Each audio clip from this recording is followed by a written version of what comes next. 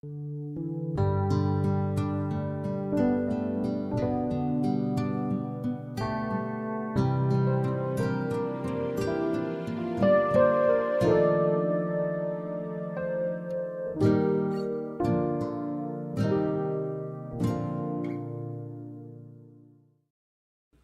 quero convidá-los a abrir em Hebreus capítulo 12, o texto que vamos considerar na manhã de hoje, para o que peço a sua consideração, mantendo o texto bíblico aberto durante o tempo em que vamos meditar nele.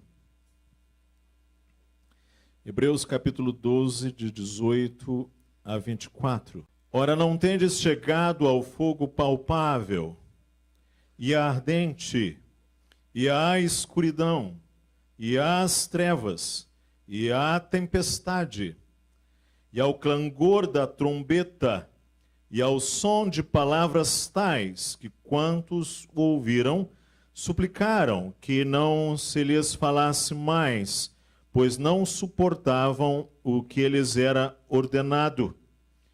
Até um animal, se tocar o monte, será apedrejado. Na verdade, de tal modo era horrível o espetáculo, que Moisés disse: sinto-me aterrado e trêmulo. Mas tendes chegado ao monte Sião, e à cidade do Deus vivo, a Jerusalém celestial, e a incontáveis hostes de anjos, e à universal assembleia, e igreja dos primogênitos arrolados nos céus, e a Deus, o juiz de todos, e aos espíritos dos justos aperfeiçoados, e a Jesus, o mediador da nova aliança, e ao sangue da aspersão, que fala coisas superiores ao que fala o próprio Abel. Quando nós somos crianças, as viagens são memoráveis e maravilhosas. Por exemplo, quando num período de férias, você viaja com uma criança para um lugar que ela deseja muito, como a casa dos avós, a praia, um parque de diversões, é normal a criança perguntar: ainda falta muito? Porque a criança não pode esperar para experimentar os momentos por que tanto esperou, divertimentos, brincadeiras, porque o verbo da criança é brincar. Monteiro Lobato pintou bem esse quadro no livro Caçadas de Pedrinho, quando fala da ida de Pedrinho nas férias para o sítio do Pica-Pau Amarelo.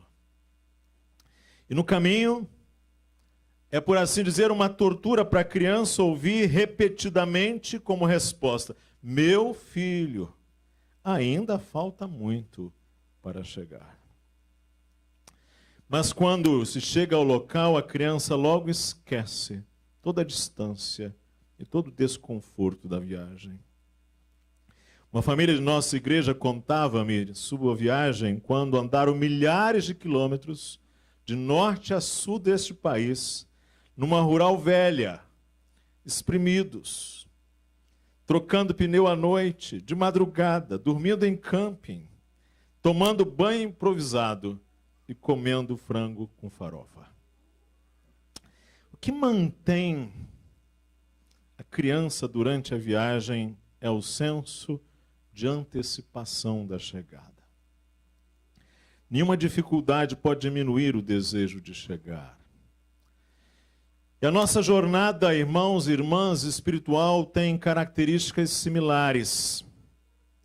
Porque durante toda a nossa vida, todo o nosso caminho para chegarmos ao Senhor, nós enfrentaremos desconfortos, decepções, contratempos. E às vezes até aquele sentimento de que nós nunca chegaremos. Mas nós viajamos debaixo daquele senso da antecipação. Quando vamos desfrutar dos gozos da vida eternal, quando contemplaremos o rosto de Cristo, quando os nossos corpos serão transformados, E quando já não haverá mais dor, nem tristeza, nem sofrimento, nem separação, nem morte. Será uma experiência maravilhosa. E a Bíblia diz que aqueles que perseverarem até o fim desfrutarão destes privilégios. Mas para chegar à cidade celestial, tem um começo e tem um percurso antes do final, que é a presença de Cristo. Aqui neste livro, as pessoas que estavam recebendo a epístola aos Hebreus, elas haviam falhado em algum ponto do caminho. Alguns destes que haviam recebido essa epístola nunca tinham verdadeiramente iniciado a viagem, porque nunca tinham vindo realmente a Cristo com fé genuína. Nunca experimentaram uma fé transformadora em Cristo como seu único mediador e único Rei. Também alguns desviaram-se ao longo da estrada, de modo que se perguntavam se ainda eram salvos. E se novamente voltariam aos percursos da viagem. E aqui então o escritor aos Hebreus nos fala de Cristo como sumo sacerdote que perante Deus faz o seu trabalho, e isso nos dá a segurança, nos dá a certeza de que seu trabalho nos conduz à verdadeira presença de Deus.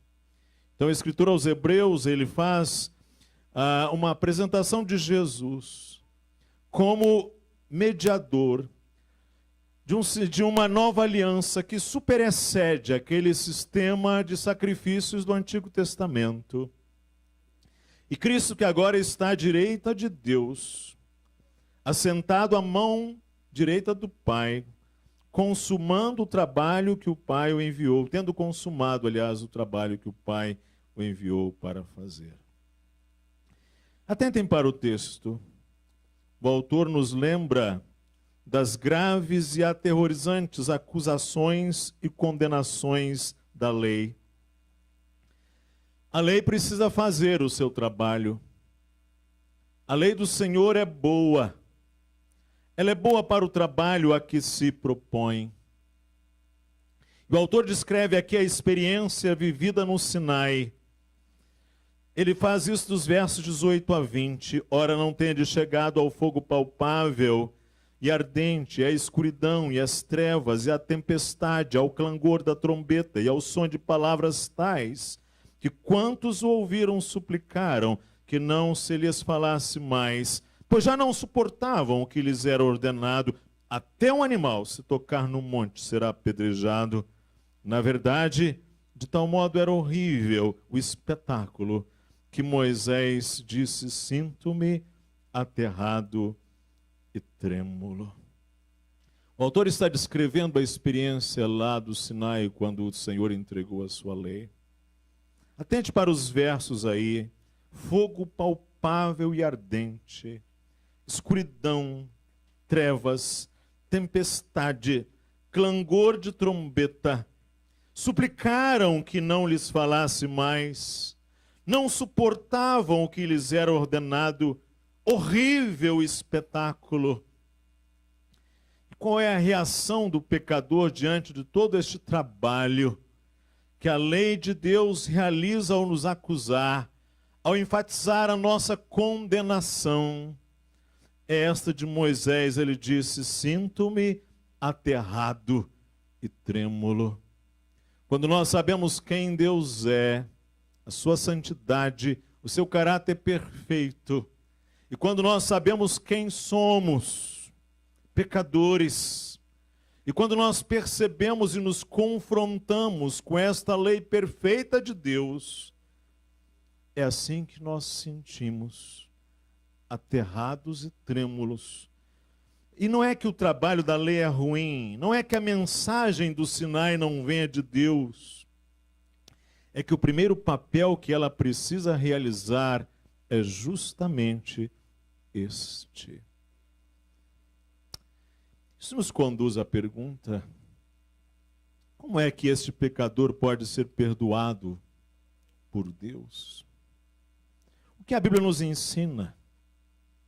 A Bíblia nos diz que como pecadores nós estamos separados, banidos da presença de Deus. Que como pecadores estamos em conflito com Deus. Certas pessoas imaginam o perdão de Deus como alguma coisa banal, fácil. Porque essas pessoas medem a Deus a partir de si mesmas. Mas há um fato nas Escrituras, é que Deus nunca perdoará às expensas da justiça. Deus nunca vai nos perdoar sacrificando a sua justiça. Deus nunca vai nos perdoar chutando a sua santidade para baixo do tapete, porque pecado é pecado e justiça é justiça. E Deus perdoa, mas apenas na condição em que não houver nenhuma alteração, nenhuma falsificação, nenhum comprometimento da justiça. Assim, a primeira coisa que Deus precisa fazer no oferecimento do seu perdão é sustentar a justiça, é manter a justiça. E o pecado é chamado pecado, e essas duas coisas nunca poderão ser colocadas juntas. Seria terrível se o texto parasse por aí. O texto vai dizer, em terceiro lugar, que podemos observar que nós temos chegado a um novo momento. Que a nova aliança descortina com absoluta clareza. Vejam os versos 22 a 24. Começa com uma adversativa. Verso 18, ora não tendes chegado. Verso 19, mas tendes chegado ao monte Sião e à cidade do Deus vivo, a Jerusalém celestial, a incontáveis hostes de anjos, e a universal assembleia, a igreja dos primogênitos arrolados nos céus, e a Deus o juiz de todos, e aos espíritos dos justos aperfeiçoados, e a Jesus, o mediador da nova aliança, e ao sangue da aspersão, que fala coisas superiores ao que fala o próprio Abel. Estamos numa viagem, mas para nós seguirmos perseverantes e em constância em meio às provações, que é a ênfase deste capítulo, para seguirmos adiante em nossa santificação, como ele introduz no verso 14, seguir a santificação sem a qual ninguém verá o Senhor. Para que não aconteça que nenhum de nós retroceda sendo faltoso, separando-se da graça de Deus, como diz o verso 15. Pois entre os leitores hebreus, alguns se desviaram ao longo da estrada, de modo que se perguntava se realmente eles eram salvos e se novamente voltariam ao percurso da viagem. Assim o autor fala da suficiência de Jesus Cristo como nosso sumo sacerdote para nos conduzir à presença de Deus. E ele então faz um contraste aqui entre o Monte Sinai e o Monte Sião. E ele a seguir relembra todas as bênçãos da primogenitura que desfrutamos agora. Tende chegado, ele vai dizer, a cidade do Deus vivo, a Jerusalém celestial, a igreja dos primogênitos arrolados nos céus, e a Deus o juiz de todos, e aos espíritos santos, dos justos aperfeiçoados. Tende chegado. Quando na situação de aconselhamento vou aconselhar algum jovem que está entrando numa universidade, eu sempre digo àquele jovem o seguinte: olha, se você vai começar a universidade hoje, você veja se consegue chegar até o meio do curso. Porque às vezes os primeiros anos são os mais difíceis e custam, e os últimos anos voam. E quando você chega até a metade do curso, quando você observa até onde você chegou, geralmente você é encorajado a seguir adiante. O autor da epístola vai descrever aqui essas bênçãos maravilhosas às quais chegamos, bênçãos indescritíveis. Porém, eu quero enfatizar o que diz o verso 24. Tendes chegado a Jesus, o mediador da nova aliança, ao sangue da aspersão que fala coisas superiores ao que fala o próprio Abel. Tendes chegado a Cristo e ao sangue da aspersão, que fala coisas superiores ao que fala o próprio Abel. Então, o autor agora nos relembra que, frente às graves e aterrorizantes acusações e condenações da lei, e frente à nossa pergunta, como é que eu, pecador, posso ser perdoado por Deus?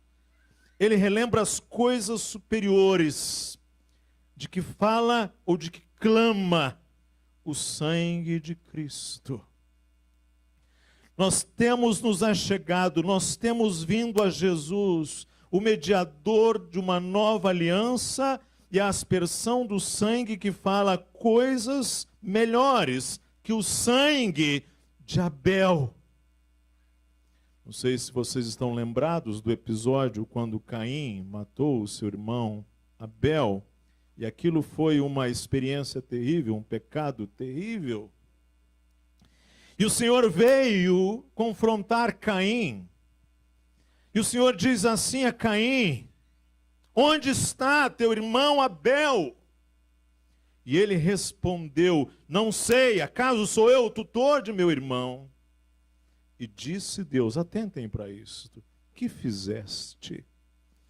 A voz do sangue de teu irmão clama da terra até a mim. Observem isto.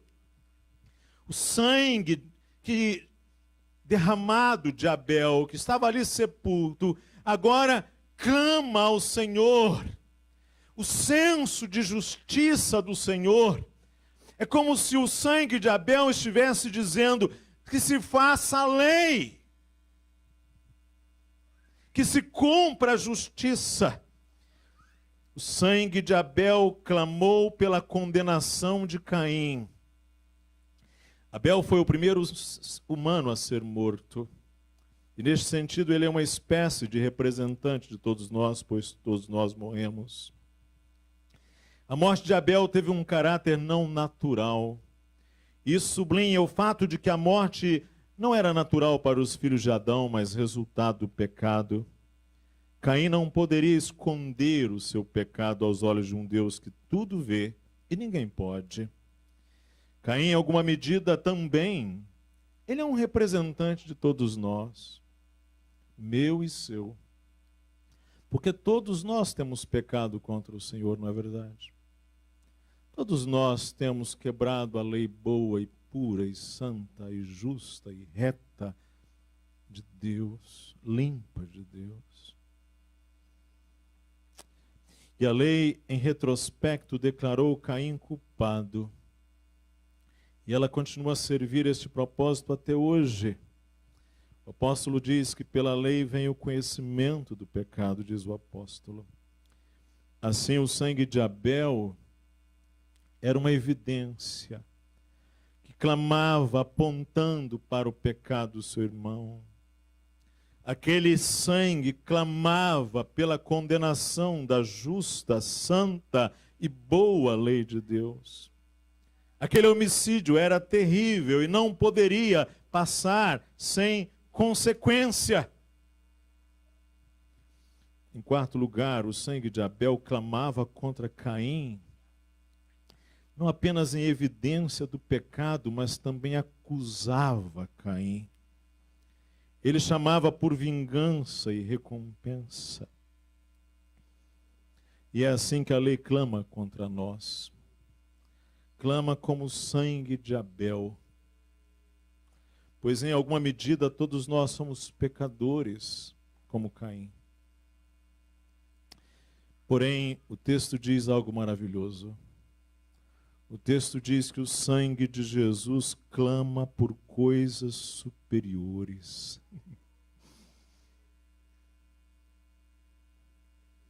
E o que o sangue de Jesus proclama, tal como o sangue de Abel, o sangue de Cristo é evidência não mais de um crime, ao contrário, é evidência de um intento gracioso de Deus em salvar-nos.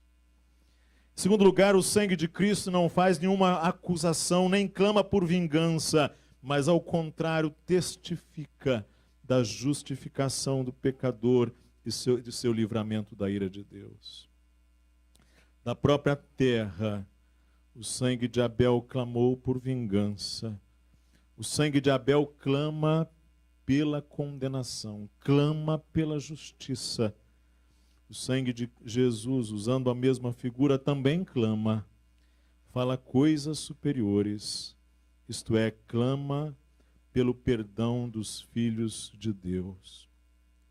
O escritor aos Hebreus já trabalhou isso no capítulo 9, nos versos de 12 a 15, quando ele diz assim: não por meio de sangue de bodes e de bezerros, Hebreus 9, 12, mas pelo seu próprio sangue entrou no Santo dos Santos, uma vez por todas, tendo obtido eterna redenção.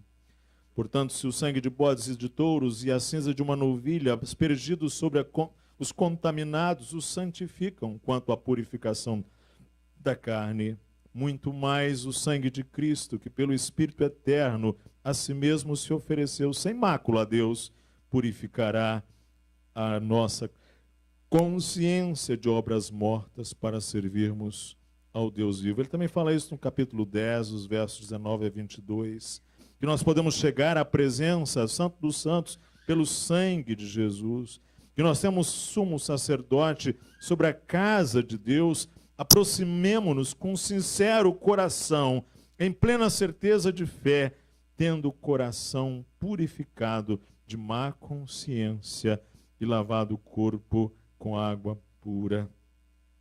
Então, o sangue de Jesus fala coisas superiores.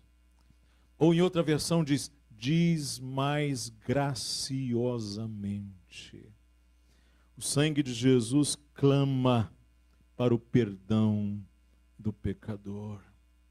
Se o sangue de Abel aponta e diz, é culpado. É culpado. O sangue de Jesus clama e diz, é perdoado. Neste momento, então, nós podemos avançar um pouco mais e nos lembrar que o sangue de Jesus propicia. Não sei se todos estão lembrados o que era o propiciatório. Era a tampa da arca, que estava lá no tabernáculo e depois no templo. Arca que continha as duas tábuas da lei. As duas tábuas da lei estavam dentro daquela caixa. A tampa era o propiciatório, coberta, que era feita de ouro. Essa tampa media 1,40 m mais ou menos, por 83 centímetros.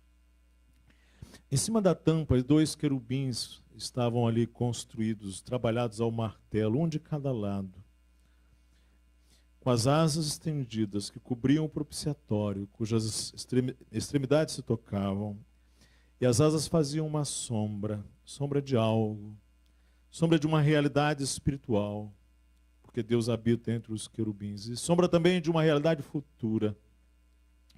E uma vez por ano, no grande dia da expiação, o sumo sacerdote entrava no Santo dos Santos e queimava o incenso, símbolo de ter sido aceito na presença de Deus, que por meio de uma nuvem cobria o propiciatório. Depois aspergia o sangue do sacrifício diante dele, sobre ele, e ali fazia expiação pelos seus pecados e pelos pecados da nação, na presença da lei, que estava escrita naquelas tábuas de pedra, colocadas dentro da arca, e na presença de Deus, que habitava entre os querubins. E assim o Senhor era propiciado, se tornava favorável. E o Senhor então se permitia reconciliar-se com o homem, abrir reconciliação para conosco. Ele vem em nossa direção, porque aquele sacrifício satisfez a sua justiça. O sacrifício de Cristo então tinha por fim nos salvar da ira vindoura, da ira de Deus, que a santa lei do Senhor exigia. Mas pela graça o Senhor Jesus Cristo veio e com o seu sacrifício sustentou a justiça de Deus em nosso lugar e ofereceu a Deus um sacrifício suficiente. Há um hino tradicional que nós cantamos que diz isto. Diz: louvamos, louvamos, Senhor, e adoramos a Ti, ó Deus homem, no céu assentado, que em tempo devido, na terra humilhado, por nossos pecados morreste na cruz. Louvamos, louvamos, Senhor, e adoramos a Ti, que a justiça de Deus sustentaste, a pena sofrendo por nós merecida, a vida depondo, para assim nos remir. Louvamos, louvamos, Senhor, e adoramos a glória divina por Ti revelada, que para nós brilha na luz esplendente, fazendo-nos ver a real perfeição. E aí o poeta conclui assim: em Ti concilia-se a santa justiça, que não pode a culpa deixar sem castigo, com a compaixão que por graça recebe e exime de culpas o réu pecador. Então a justiça é uma dádiva de Deus, dada por meio do sacrifício propiciatório de Jesus Cristo, em que seu sangue foi derramado, porque ele veio buscar e salvar o que se havia perdido.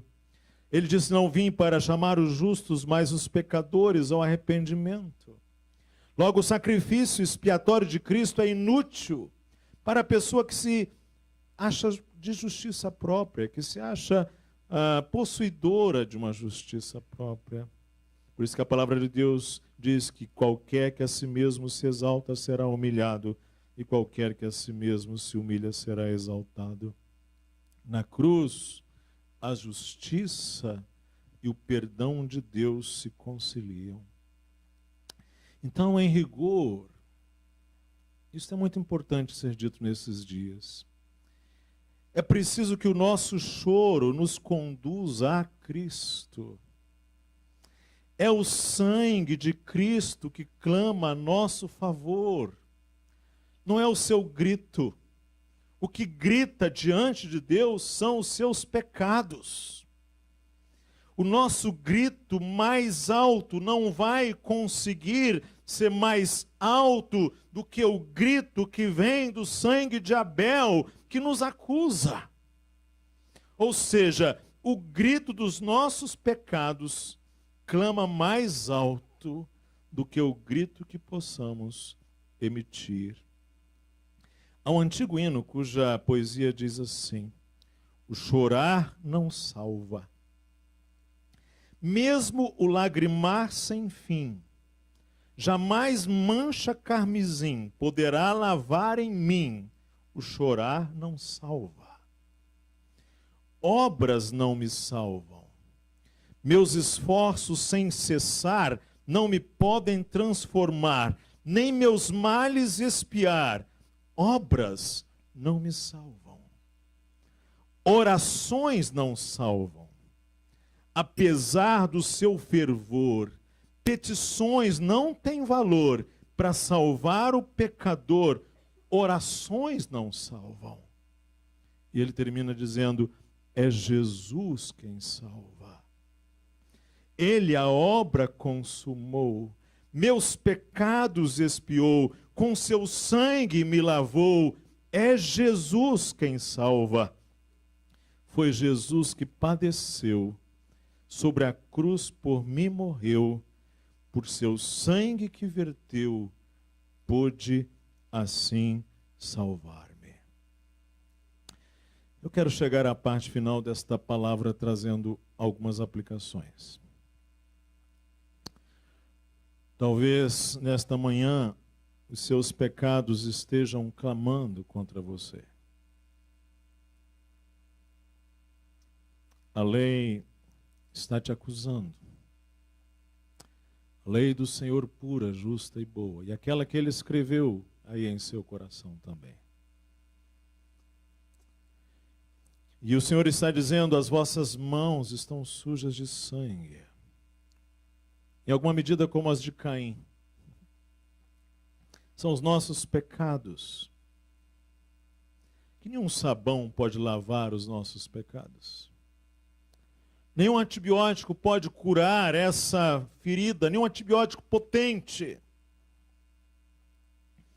É preciso que o nosso pecado e o nosso arrependimento nos conduzam a Cristo, à cruz, onde jorrou o sangue que clama coisas superiores. É na cruz, e apenas na cruz, que Deus manifesta aquilo que Ele requer. Lá no Calvário, o abismo entre um Deus santo e o homem pecador pode encontrar uma espécie de ponte. Ali na cruz, nós contemplamos a miséria de sermos banidos da presença de Deus, quando ouvimos Jesus clamar em alta voz: Eli, Eli, lama sabactani. Deus meu, por que me desamparaste? Irmão e irmã, você que nos visita, o perdão de Deus não é uma coisa barata, banal, fácil. Foi algo muito custoso. Porque o perdão nunca se dá ao custo da justiça. A justiça de Deus precisa ser satisfeita. Tal como nós ficaríamos totalmente desapontados se aquele sangue que clamava, de Abel que clamava, não tivesse chegado à santa presença de Deus. A justiça de Deus precisa ser satisfeita, e o custo dessa satisfação foi pago no sacrifício do Senhor Jesus Cristo no Calvário. O perdão de Deus para a alma do homem pode apenas encontrar lugar quando a alma culpada e um Deus santo são colocados juntos, através da fé que clama pelo preço que Jesus pagou. Em Cristo, a lei não pode mais nos condenar. Cristo pagou o preço por nós. A Escritura diz que já nenhuma condenação há para os que estão em Cristo Jesus. Talvez o seu passado hoje esteja voltando para te atormentar. Talvez você esteja agora lembrando de coisas que você realizou no passado, mesmo você sendo crente, essas coisas voltaram com força, estão atormentando você. Lembre-se que Cristo já cravou o escrito de dívida na cruz. Enfim, lembrando-se disto, você pode seguir adiante. Você que está cansado, você que tem se sentido derrotado sob o peso de derrotas, você que tem tropeçado, você que tem voltado a repetir alguns dos seus velhos padrões, lembre-se, o sangue de Jesus Cristo clama pelo seu perdão. Imagine que você coloca aqui na frente 3 pessoas, e elas 3 vão dar um grito, o grito mais alto que elas puderem dar. Nós vamos pedir a essas 3 pessoas, estufem o peito. E agora deem um grito bem alto, mais poderoso. Há 3 gritos aqui, prestem atenção. O primeiro grito é o nosso grito desesperado por causa dos nossos pecados. Aliás, o que as pessoas fazem para cobrir os seus pecados? Práticas e sacrifícios absurdos com o seu corpo, prazeres desenfreados, coisas que possam encobrir a sua consciência. É o grito desesperado dos nossos pecados. Não é verdade? Esse grito a gente ouve dia a dia, nos jornais, na mídia. São os nossos pecados. O grito da miséria humana, do sofrimento humano. Mas há um grito mais alto do que este. É o grito da lei justa e pura de Deus, que é mais alto do que o nosso grito, e clama nos acusando e pedindo nossa condenação. É o grito da lei, é o clamor do sangue de Abel, porque Deus não pode declinar 1 milímetro que seja em sua justiça. Deus não pode abdicar 1 centímetro que seja em sua santidade. Deus não pode. O juiz de toda a terra não pode negligenciar nem ceder em sua perfeição. Então preste atenção. Por mais que você grite diante de Deus, há um grito maior. É o grito da lei, da justiça de Deus, dizendo: não, ele é pecador. Você é pecador. E não há nada que você possa fazer com isto. Nada. Não há absolutamente nada que você possa fazer para suplantar o grito da lei que diz: você é condenado por causa dos seus pecados. Mas há um terceiro clamor, irmãos. É o grito mais alto. É o clamor do sangue de Cristo, que fala as coisas superiores e que clama pelo perdão dos nossos pecados. E você sabe o que é fé? Não é esperar que Deus ouça o seu grito desesperado, pois o grito da lei é mais alta. A fé é a sua confiança de que o sangue de Cristo clama coisas superiores. O clamor do sangue de Cristo é o clamor mais alto. E fé é confiar e descansar no clamor que vem do sangue de Cristo. É o clamor do sangue de Cristo que suplanta o clamor do sangue de Abel. É o clamor do sangue de Cristo que satisfaz aquele grito, que atende aquele clamor. É o clamor do sangue de Cristo que Deus ouve no final e diz: basta. Está perdoado. Está consumado. Descansa em paz. Vá em paz. Siga adiante. Vem em paz, meu filho.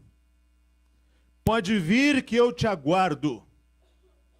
Veja aonde você já chegou. Você não chegou lá ao espetáculo horrível que Moisés disse: sinto-me aterrado e trêmulo.